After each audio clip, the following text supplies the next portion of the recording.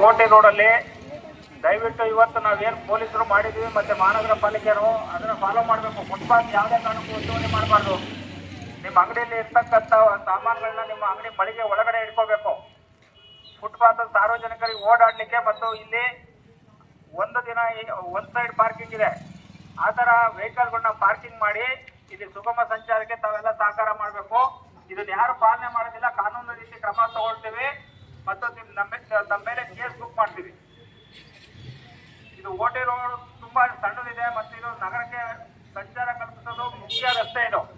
ಇದು ದಯವಿಟ್ಟು ಇಲ್ಲಿ ಅಂಗಡಿ ಮಾಲೀಕರು ಏನಿದ್ದೀರಿ ನಿಮ್ ವ್ಯಾಪಾರ ನಿಮ್ಮ ಅಂಗಡಿ ಮಳಿಗೆ ಒಳಗೆ ಮಾಡ್ಕೊಳ್ಳಿ. ಸಾರ್ವಜನಿಕರಿಗೆ ಫುಟ್ಪಾತ್ ಅಲ್ಲಿ ಓಡಾಡ್ಲಿಕ್ಕೆ ಮತ್ತು ವಾಹನಗಳನ್ನ ಓಡಾಡ್ಲಿಕ್ಕೆ ಅವಕಾಶ ಮಾಡಿಕೊಡಿ. ಇದ್ರ ಪಕ್ಕ ಒಂದು ಕನ್ಸರ್ವೆನ್ಸಿ ಇದೆ, ಮಹಾನಗರ ಪಾಲಿಕೆಯಿಂದ ಅದನ್ನ ಕ್ಲೀನ್ ಮಾಡ್ಕೊಡ್ತಾರೆ. ವೆಹಿಕಲ್ಗಳು ಪಾರ್ಕಿಂಗ್ ಜಾಗ ಬೇಕು ಅಂದ್ರೆ ಕನ್ಸರ್ವೆನ್ಸಿಯಲ್ಲಿ ಪಾರ್ಕಿಂಗ್ ಮಾಡಿ. ಇವತ್ತಿಂದ ಎಲ್ಲರೂ ದಯವಿಟ್ಟು ಇದನ್ನ ಪಾಲನೆ ಮಾಡಬೇಕು. ಈ ರೋಡು ಜನಗಳಿಗೆ ಓಡಾಡ್ಲಿಕ್ಕೆ ಅನುಕೂಲ ಮಾಡಿಕೊಡ್ಬೇಕು. ನೀವು ವ್ಯಾಪಾರಸ್ಥರು ಏನಿದ್ದೀರಿ ಗಾಂಧಿ ಬಜಾರಲ್ಲೂ ಕೂಡ ಅದೇ ರೀತಿ ಆಗಿ ಚೆನ್ನಾಗಿ ಅಲ್ಲಿ ಆಗ್ತಾ ಇದೆ.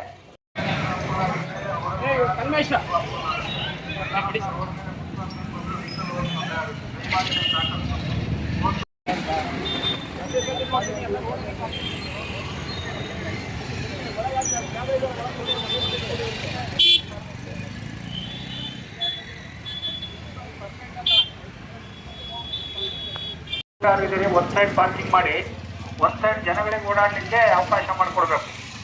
ಆಮೇಲೆ ಫುಟ್ಪಾತ್ ಅಲ್ಲಿ ನಿಮ್ದು ಏನು ಮೆಟೀರಿಯಲ್ ಇದಾವೆ ಮಳಿಗೆ ಒಳಗಡೆ ಇಟ್ಕೋಬೇಕು. ಫುಟ್ಪಾತ್ ಅಲ್ಲಿ ಯಾವುದೇ ಕಾರಣಕ್ಕೂ ಅದಂತಂದು ಇಡಬಾರ್ದು.